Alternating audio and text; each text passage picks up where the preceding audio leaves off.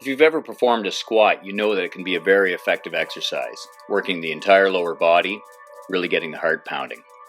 The only major drawback being that, regardless of the style of squat that you've used, the bottom position is very difficult where leverage is poor, and the top position is almost too easy. Now, spending extra time in this bottom position as you become stronger can be really tough on the lower back, which wreaks havoc on the lower lumbar spine.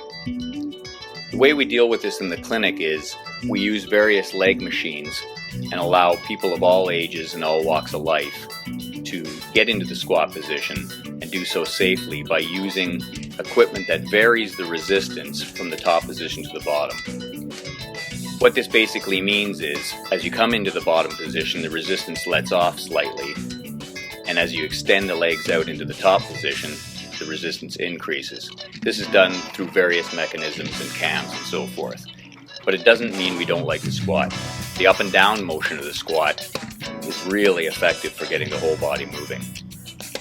One of the ways to tweak the squat for yourself, and do so fairly simply, is to combine two different squats together in two different ranges of motion together. So what I'm doing here is I'm holding a couple of dumbbells. They're quite a bit heavier than I would normally use for a full range squat. By that I mean, you can see I'm not going down very deep. I'm basically doing a standard dumbbell squat in the top position of the movement, only going down about half to 2/3 of the way. I move not too slow, not too fast, just sort of deliberate, and then I drop the weights and pick only one back up, thus reducing the resistance. I also widen my stance, widen my feet to increase leverage in the bottom position, because now I'm working the other portion of the squat, the bottom half. Basically, I'm coming down just above parallel before I totally lose leverage, and just up past the halfway point. Again, I'm moving deliberately, squeezing the thighs. I'm not just trying to push up and down. I chose both these dumbbell moves because they make it quite easy to keep your upper body as upright as possible.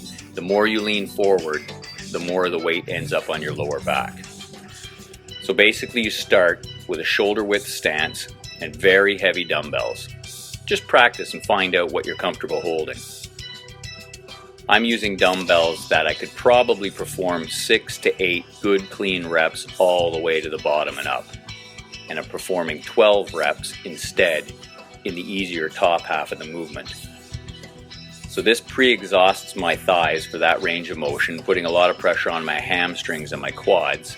Now with the wide, what we call sumo stance, and you can't see my feet but they're actually pointing out a little bit, as I perform the bottom portion of the motion, not only do I get the bottom range with a more suitable weight like the machines will adjust for, but I'm also getting the inside of the thighs and a little more glute action.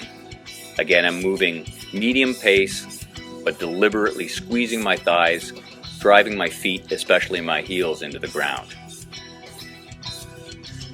Another way to improve your squat as a bonus idea is this particular stretch.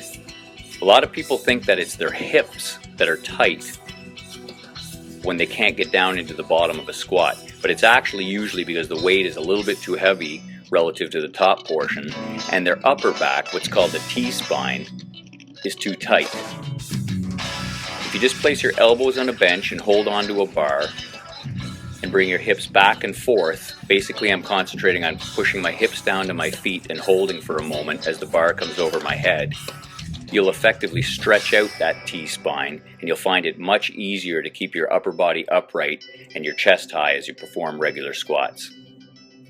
Give it a try. As always, go careful, go slow, have fun with it. Spice up your squat.